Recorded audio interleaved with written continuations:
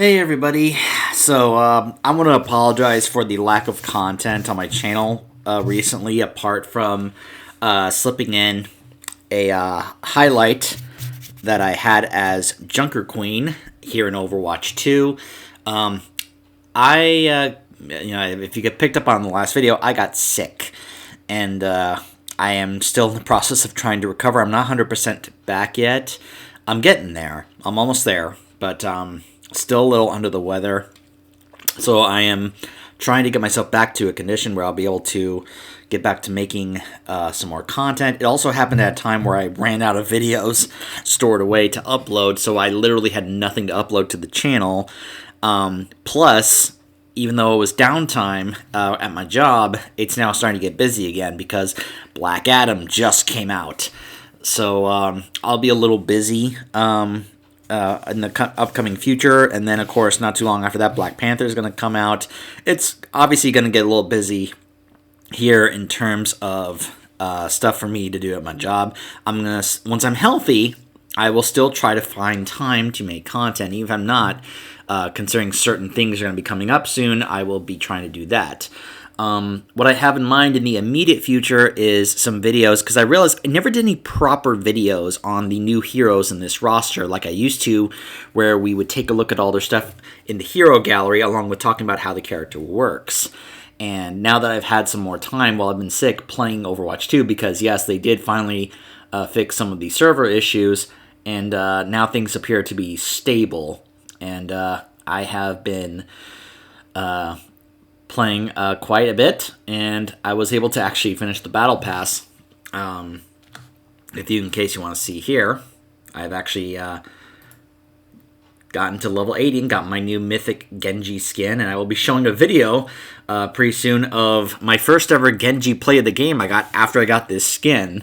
It's not like it actually made a difference, obviously. I just all of a sudden just kind of like, maybe I just have gotten better as a player, or even like spent a little bit more time playing Genji to try to, because I really don't have that much actual playing time on Genji, even though I've tried to get better at him and I want to get better at him, but it was just kind of a cool highlight. Now, I wasn't able to get the achievement, I still haven't gotten it, but hopefully if things repeat like that, maybe it will happen pretty soon. I was able to get the achievements as Doomfist, believe it or not, on a night where I was trying to learn the new tank Doomfist, and believe it or not, that was actually pretty fun. But I'm even considering doing this thing where I go to the profile here, and I show you guys some highlights, or rather replays, because it's been storing these replays. In fact, you can see it was this one right here is where I got the special highlight that you'll see here, this one with Genji that I got last night. But like, there are a couple ones here that I have pinned and stored here for a couple of other specific reasons, but also I've been thinking maybe I will start trying to save some of these highlights and then show them to you guys in a video and actually kind of commentate on them depending on what happened, if it's something I feel that's worth sharing. So that is what I have in mind for the immediate future for content on the channel, especially regarding to Overwatch 2. In terms of other content I have in mind coming up, soon I'll be getting back into WoW. I've been taking my break from WoW, apart from, we had some very sad news. Our raid leader in our guild sadly passed away. Some medical complications is what we were told. And we had a memorial for him in World of Warcraft. We met at the Throne of the Elements, and we had a nice memorial service where we were in Discord. I had some KFC in his honor because he loved KFC, and we just shared memories, just fond memories of him. Anyways, we are obviously still going to be pushing forward, at least I will. It's what he would want, but, it's obviously going to impact and affect us going forward in terms of what we do in terms of higher level content. It's not like I showed you guys any of that. I was able to show you guys the kind of ground level solo content without the need for showing you guys the higher level stuff involving my guild. But anyways, what I'm getting at is that very soon the pre-patch for Dragonflight is going to happen. At the time I'm making this, it is October 21st.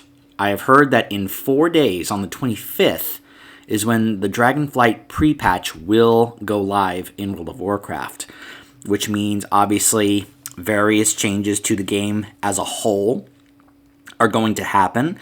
I believe I've heard that a couple weeks later, we will then have Drakthir playable. I have access to the beta. I was invited to the beta, and I have already made and tried out a Drakthir to check it out. I haven't gotten into the Dragon Isles because I found out I actually made it on the wrong server.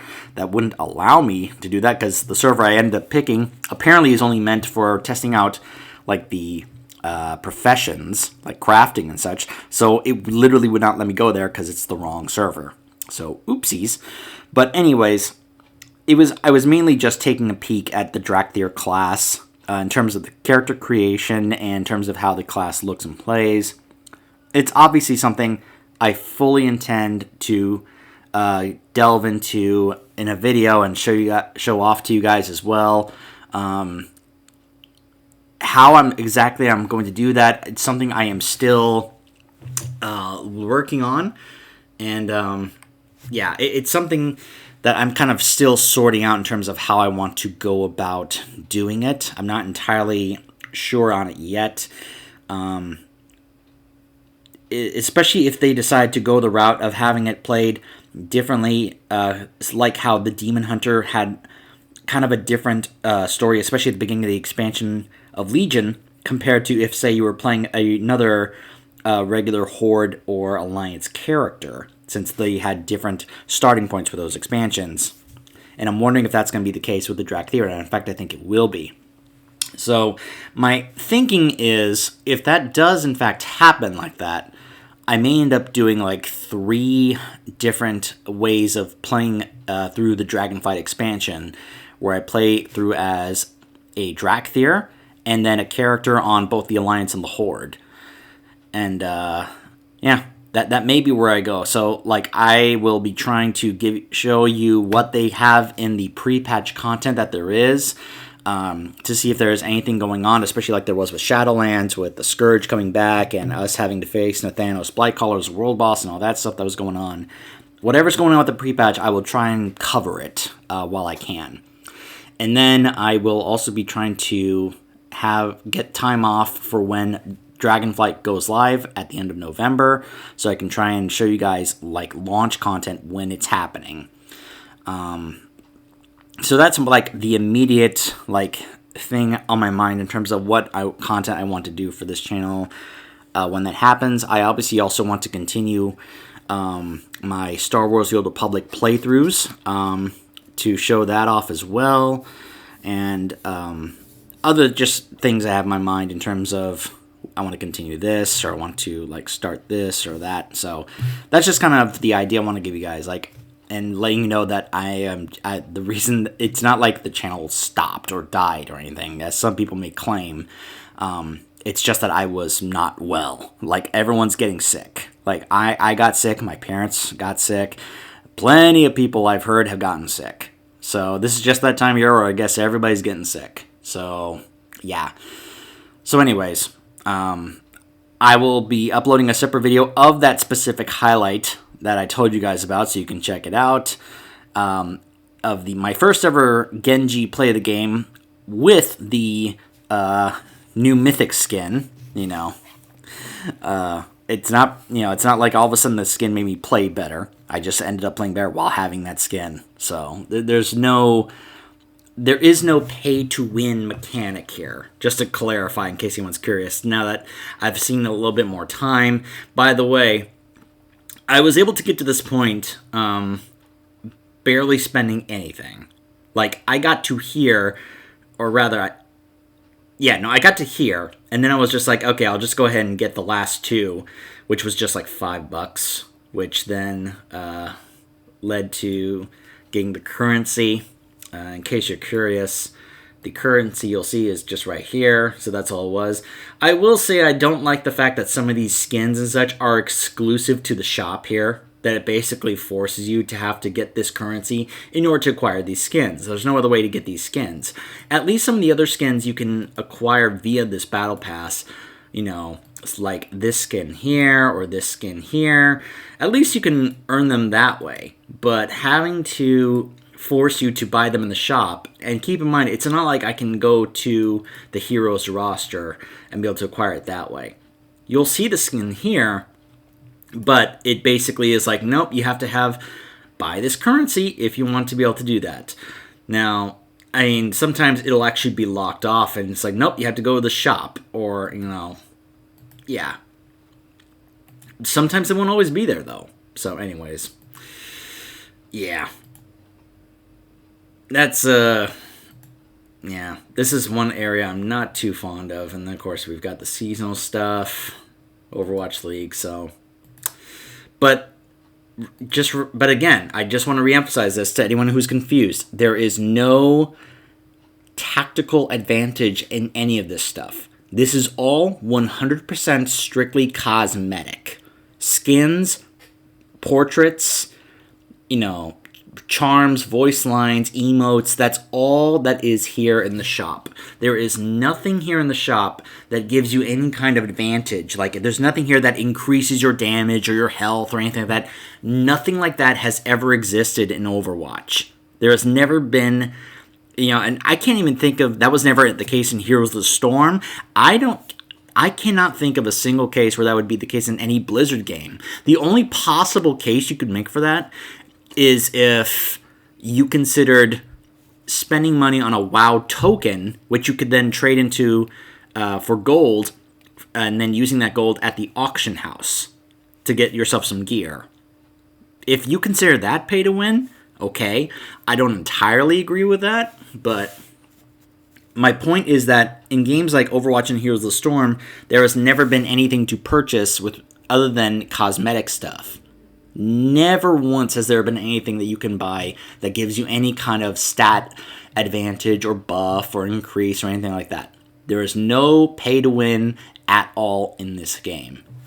If you can prove me wrong and show me something that actually is somehow a tactical advantage that you can be able to prove that that is in fact the case, then I will stand corrected and will admit it. But I have yet to see anything that proves that some people have actually wondered about and speculated about because of the whole free-to-play. Now, I will admit, if you're going to say, what about Diablo Immortal?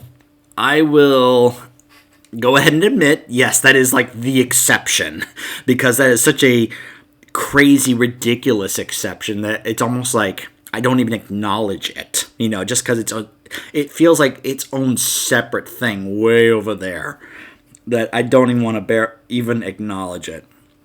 So just kind of keep that in mind, okay?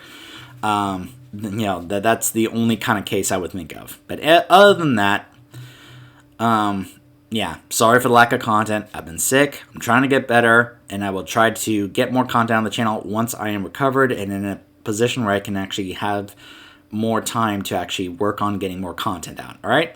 So I will see you guys next time.